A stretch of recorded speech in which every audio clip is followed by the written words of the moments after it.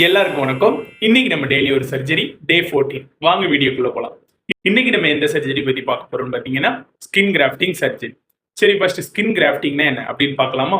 Skin grafting சர்ஜரினா ஒன்றும் இல்லை, நம்ம உடம்புல இருக்கிற நம்ம தோலையே எடுத்து நம்ம உடம்புல ஒரு வேற இடத்துல வைக்கிற ஒரு அந்த ப்ரொசீஜருக்கு பேர் தான் வந்து ஸ்கின் கிராஃப்டிங் சர்ஜரி. ஸோ இது எதுக்காக பண்ணணும் அப்படின்னு பார்த்தீங்கன்னா, உதாரணத்துக்கு உங்களுக்கு ஒரு ஏதாவது பேன் ஆயிருது, அதாவது தீப்படும் போது உங்களுக்கு இந்த இடம் இருக்குன்னு வச்சுக்கோங்க. இந்த இடத்துல வந்து தீப்படுது. ஸோ ரொம்ப டேமேஜ் ஆயிருது ஸ்கின், அதனால பழைய மாதிரி க்ரோத் ஆக முடியல, அதாவது ஸ்கின் வந்து பழைய மாதிரி ஆக முடியல. அப்படிங்கிற சமயத்தில் என்ன பண்ணோம்னா, நம்ம உடம்புல உள்ள ஒரு நல்ல ஒரு ஹெல்த்தியான ஸ்கின் எடுத்து இந்த இடத்துல வச்சு நம்ம ஃபிக்ஸ் பண்ணிடும்.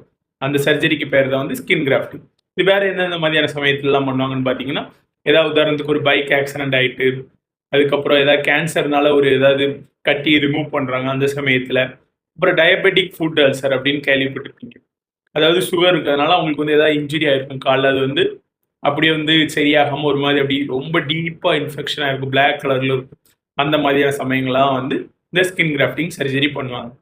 இது வந்து சில சில டைமில் வந்து வெளியுள்ள டோனர் இதுலேருந்து எடுத்து பண்ணுவாங்க. சில டைமில் பொதுவாக ஸ்கின் கிராஃப்டிங் சர்ஜரி நம்ம உடம்புல உள்ள ஒரு ஹெல்தி ஸ்கின் எடுத்து நம்ம உடம்புல வைக்கிறதுக்கு தான் இந்த ஸ்கின் கிராஃப்டிங் சர்ஜரின்னு பேர்.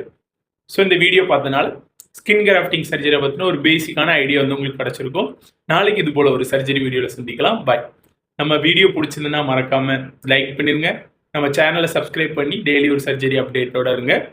உங்களுக்கு ஏதாவது சர்ஜரி பற்றி தெரியும்னா கண்டிப்பாக கமெண்ட் பண்ணுங்கள். நான் உடனே உங்களுக்கு அதை பற்றி எக்ஸ்பிளைன் பண்ணுறேன். தேங்க்யூ.